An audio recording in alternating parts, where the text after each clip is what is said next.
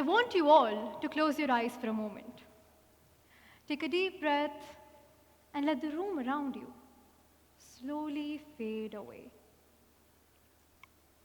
Can you hear it? The soft, rhythmic chime of ghungroos. Small brass bells tied together by a thick cotton cord. These aren't just accessories. They are instruments carrying rhythms older than the mountains themselves. They sing with every deliberate shift of a dancer's weight, becoming a metallic heartbeat that echoes the pulse of the earth. Now, can you picture the colors? I'm talking about the deep blood reds and the vibrant mossy greens of traditional attires. Pay close attention to the threads. Gold and silver woven into patterns memorized by weavers for centuries now. They recite stories. Stories of weddings in the rain, harvests under a golden sun, and of ancestors who walked the same paths we tread today. I request you to keep your eyes closed. I'll let you know when to open them. Can you feel the movement? The graceful, circular hand arcs mimicking the flight of a bird over the valley. The firm, unapologetic connection of bare feet to the cold ground. See the shimmering eyes, the shared laughter that ripples through a circle of people who aren't just performing, but celebrating. You can open your eyes now. You see, I didn't name a dance, I didn't name a village, I didn't name a community. And yet, behind those closed eyes, every single one of you saw something. Maybe something different from the one sitting beside you, but something.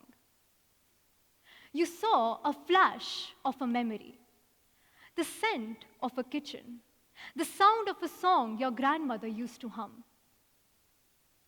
What you just saw, my friends, was a glimpse of your culture, your traditions, your roots.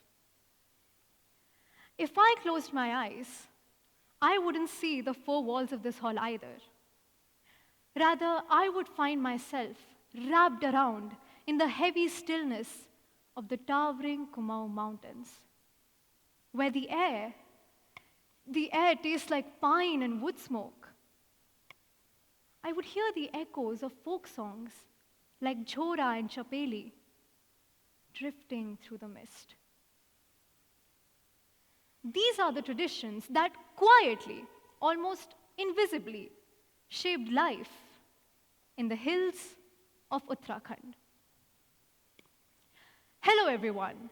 My name is Khushi Pargaien, and I'm 16 years old. At my age, people expect me to talk about my career goals, my future, my social media feed.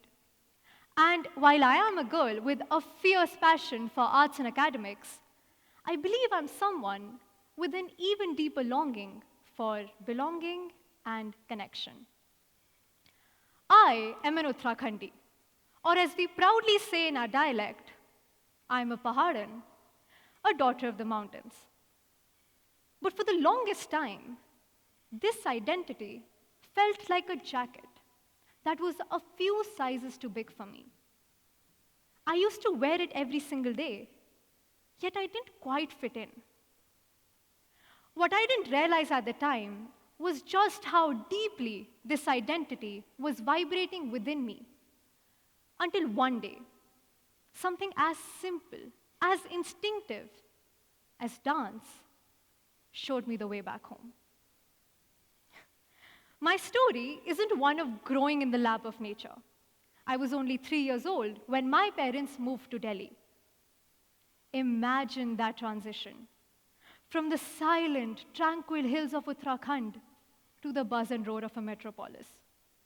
And of course, from clean air to eye-blinding smog. Delhi is a city of beautiful chaos, but it is also a city of grey concrete and constant noise. I grew up in classrooms with a high steam of ambition. I navigated roads that never slept and learned the language of a city that moved at 1,000,000 miles per hour. But tucked away, quietly, within that frantic urban life, there was a ghost of the mountains traveling with me. It was in the bhat ki chudkani and aloo ke gutke my mom used to cook on rainy evenings. It was in the Kumaoni cassettes my dad would play, the lyrics talking about hills I had only seen in snapshots. It was in the way my parents' accents would soften when they used to talk to relatives on the phone. These were fragments of home. They weren't loud, they weren't constant, but they were always there, waiting to be noticed, waiting to be watered. I would be lying to you today if I said that I was a girl who used to sit beside the window, looking outside, pondering about my heritage, because I wasn't. I was a teenager. And can I get a show of hands of how many teenagers are in the room right now? Look around you. You know exactly what I'm talking about. At our age, the world is a whirlwind. We are trying to figure out everything about ourselves. Our future, our grades, our friendships, our vibe. Identity is just not a quest we go on. It simply exists in the background. I encountered my culture in snapshots. Family photos. You know the ones where you're wearing traditional attires and you have this very specific awkward expression on because of how the sun was shining right into your eyes? Or festivals like Holi, where my living room exploded in colors and songs. These moments were fun, yes. Warm, absolutely. But they felt more like a costume I used to wear once a year and then tuck it back in the suitcase. I didn't visit them every day. I didn't think about them every day. Yet my life felt like it was missing nothing. I was happy, I was content, I was a Delhi girl. And I've come to realize that is a problem for most of us. We are so well adjusted to the modern world that we don't even realize we are drifting away from the shores of our origins. Essentially, we are so busy building our profiles that we completely ignore our foundations. Everything changed because of a school project. Sounds unromantic, right? We would like to think that discovering ourselves happens on a mountain top under the full moon. But for me, it happened in a brightly lit classroom when I was thinking of ideas for one of my school projects. I still remember that day. I was sitting in class with my mentor, a blank piece of paper in front of me, and I was brainstorming topic ideas. I wanted something easy, something I was familiar with. And then, without a second thought, I picked up the pen and wrote the word, Kumau. That wasn't a lightning bolt moment. I didn't suddenly feel a surge of ancestral power. It was just a nudge. A tiny question mark placed in the middle of my quiet familiarity. My project was to explore the traditional dance of Kumau. I thought I was going to learn a few steps, write a report, and get a good grade, obviously. I thought I was going to study my culture like a history book. What I didn't realize at the time was that I was about to live it. I want to show you a few glimpses of that journey. When you look at these photos, you see grace. You see someone who looks like they belong in that attire. But I want to tell you something that the camera didn't capture. The camera didn't capture the hours of frustration when my body, conditioned by the fast, jerky movements of modern pop, refused to move with the slow, fluid dignity of the hills. My feet ached, my back was stiff. I felt like a city girl trying to mimic a mountain soul. And it felt fake. I still remember that one day, hours of relentless practice trying to memorize a specific sequence to no avail. Exhausted and hopeless, I sat down. Heart pounding, I was ready to call it a day. Hours of practice had done little to help me truly comprehend my culture. And this was the problem altogether. I was practicing mindlessly, trying to perfect a sequence, forgetting the one thing that gave my culture life. Passion. The passion to dance. The passion that does not force expressions, but adorns them. And that realization struck something in me. Ever since, I stopped learning the dance and started living it. What I encountered that day is something most of us here haven't yet. The simple truth that living your culture will teach you far more than any thick, rusty history book ever can. We often think that identity is something we inherit, like our eye color. We have a specific culture because we were born into a certain family.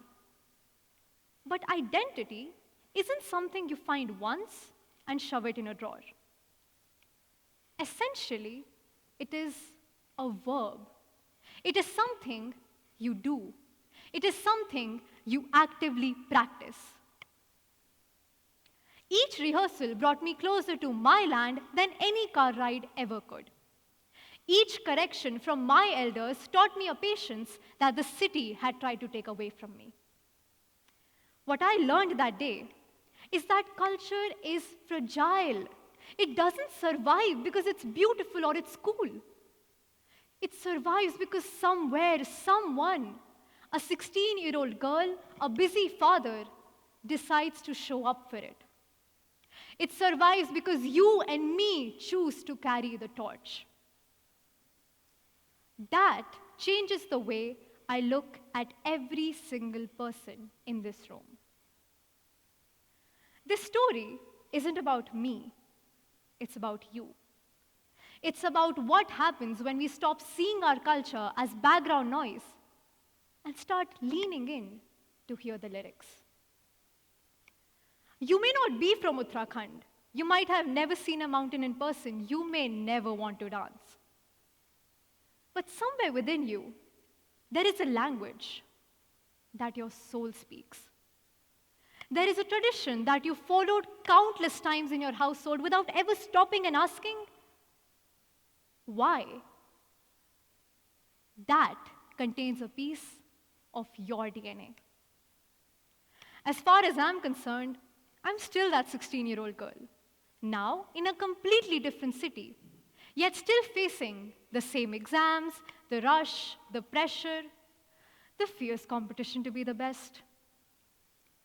I haven't moved back to the mountains, but the mountains have moved into me. Culture doesn't disappear in a loud explosion. It fades away quietly, like a dying echo when we stop listening.